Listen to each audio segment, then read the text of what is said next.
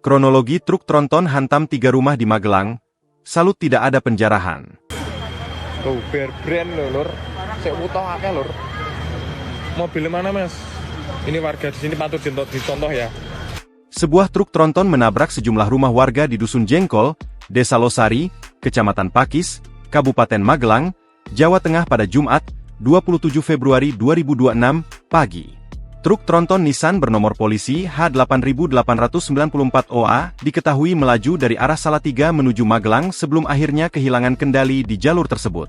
Petugas dari Satlantas Polresta Magelang segera tiba di lokasi untuk melakukan olah tempat kejadian perkara sekaligus mengevakuasi korban dan kendaraan yang terlibat kecelakaan.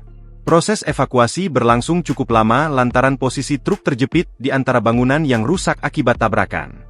Setelah badan kendaraan berhasil dipindahkan, petugas menemukan sopir truk berinisial SM, 55, dalam kondisi meninggal dunia.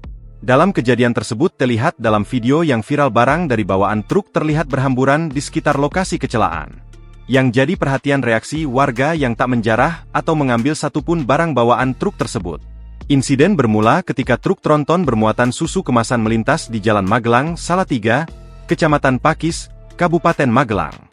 Kendaraan tersebut melaju di jalur menurun pada Jumat sekitar pukul 5 waktu Indonesia Barat.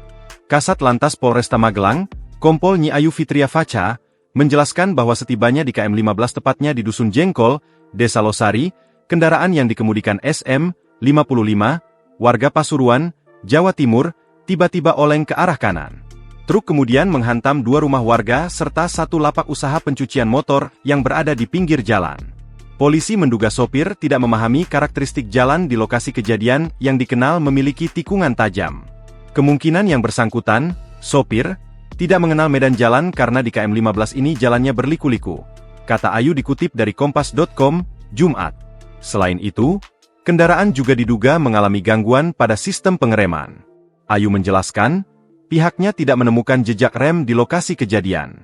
Hingga kini, Satlantas Polresta Magelang masih melakukan penyelidikan untuk memastikan penyebab pasti kecelakaan tersebut. Akibat peristiwa itu, sopir truk SM meninggal dunia di lokasi setelah mengalami cedera kepala serta patah pada kaki kanan.